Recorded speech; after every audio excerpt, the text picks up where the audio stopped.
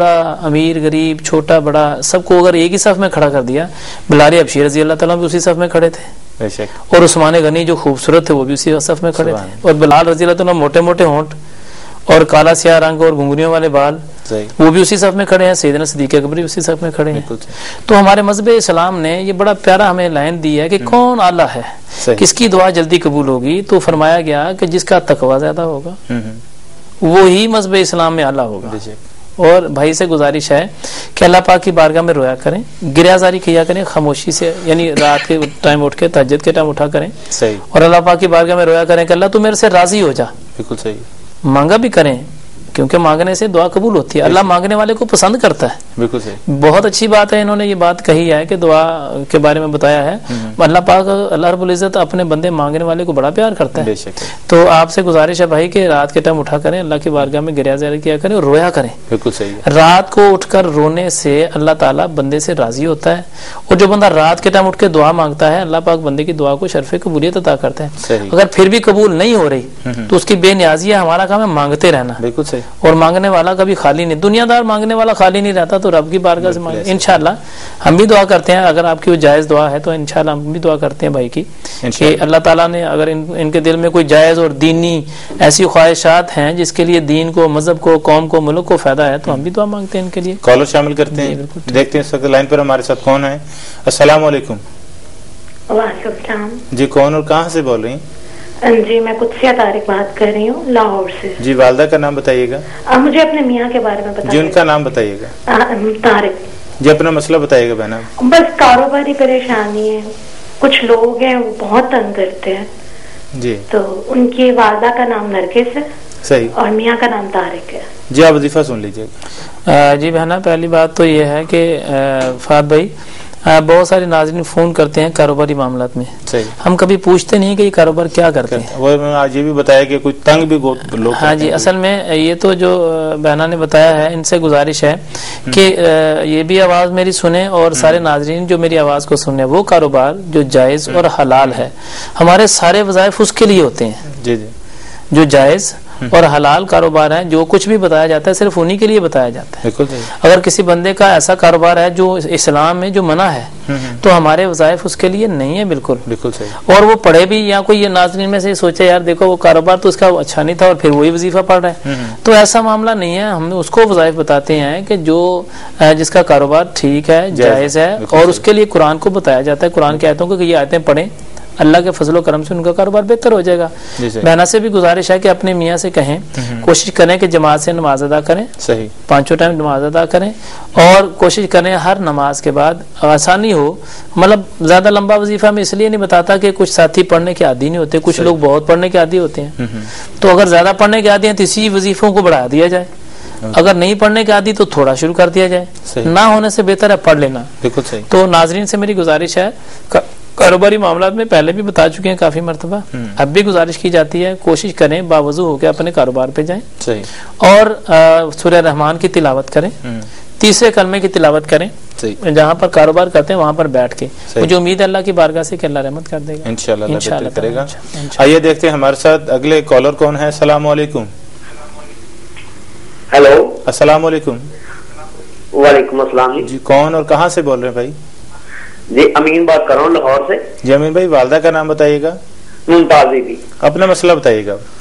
میرا سر مسئلہ یہ ہے کہ ہمارا گاؤں میں ایک مکان ہے تو اس میں سایہ بھی ہے، میری والدہ نے کئی دفعہ دیکھا بھی ہے، تو شوکت صاحب سے میری گزارش یہ ہے کہ کوئی وظیفہ بتائیں ایسا کوئی مکان ہمارا فروخت ہو جائے، کئی سالوں سے پڑا ہے مکان۔ جی، آپ کو وظیفہ بتا رہے ہیں۔ جی بھائی، گزارش یہ ہے کہ اس بھائی نے جو بات کی ہے عبید بھائی، بہت سارے گھروں میں ایسا ہوتا ہے۔ ایک میں بات بتانے لگا ہوں ناظرین کے لیے، بڑی اچھی بات ہے جس کے ذریعے سے گھروں میں بہت سارا فائدہ ہو جائے گا نا۔ بعض کا ایسا ہوتا ہے گھر میں ہوتے ہیں اور کسی چیز کا سایہ ہوتا ہے جنات وغیرہ میں سے، اور اچھے بھی ہوتے ہیں، بعض کا مسلمان ہوتے ہیں اور اچھے ہوتے ہیں، اچھا وہ چلتے پھرتے نظر آتے ہیں۔ مثال کے طور پر خواتین کو کام کر رہی ہیں تو ایسے محسوس ہوگا جیسے دوسرے کمرے میں کوئی ہے، بالکل صحیح، جیسے پیچھے سے کوئی گزر گیا ہے، جیسے سامنے سے کوئی ہے، سامنے کوئی ہے یا دوسرے کمرے میں جیسے قدموں کے آہٹ کی آواز ہوتی ہے نا ایسے ہوگی, یا جیسے چھت پہ ایسے محسوس ہوگا دوسری فرسٹ فلور پر یا سیکنڈ فلور پر کہ جیسے چلنے کی آواز آ رہی ہے. بالکل ایسے. تو ایسے معاملات ہوتے ہیں لیکن وہ تنگ نہیں کرتے, بہت کم ایسا ہوتا ہے کہ وہ تنگ کریں. اس کا طریقہ کار یہ ہے, ناظرین کے لیے میری گزارش ہے کہ بجائے اس کے کہ ہم بھاگتے پھریں جی ہمارے گھر میں جن آ گئے, جیسے بھائی نے سوال کیا ہے بہت اچھا سوال کیا, اللہ تعالیٰ ان کے گھر کے اوپر اپنا خاص کرم فرمائے. انہوں نے لاکھوں لوگوں کا مسئلہ جو ہے وہ بیان کر دیا ہے اپنے الفاظ میں. اللہ تبارک و تعالیٰ سبھی مسلمانوں کو اس پریشانی سے دور فرمائے. جیسے میں نے گزارش کیا ہے انشاءاللہ ان قریب ہم ایک پروگرام کریں گے جس میں بتائیں کہ جنات کیا کرتے ہیں, کیا ہوتے ہیں, کس طرح تنگ کرتے ہیں, کیوں تنگ کرتے ہیں. ان میں سے ایک یہ بھی معاملہ ہے کہ جنات گھروں میں آتے ہیں, چیزیں غائب کر دیتے ہیں, تنگ کرتے ہیں, چلتے پھرتے نظر آتے ہیں, بزرگ کی شکل میں نظر آئیں گے, بچوں کی شکل میں نظر آئیں گے. جو خواتین ہوتی ہیں بیچاری وہ ڈر جاتی ہیں بالکل ایسے, اور کئی دن تک بخار نہیں اترتا ان کا, پھر پریشانی بڑھ جاتی ہے. جیسے بھائی بتا رہے ہیں گھر فروخت نہیں ہوتا, تو اس لیے ان سے گزارش ہے اپنے گھر میں سورہ بقرہ کی تلاوت کی جائے بلند آواز سے, جو گھر سیڈیز پر لگا کر نہیں, کسی کیسٹ پر لگا کر نہیں, خود ذاتی طور پر.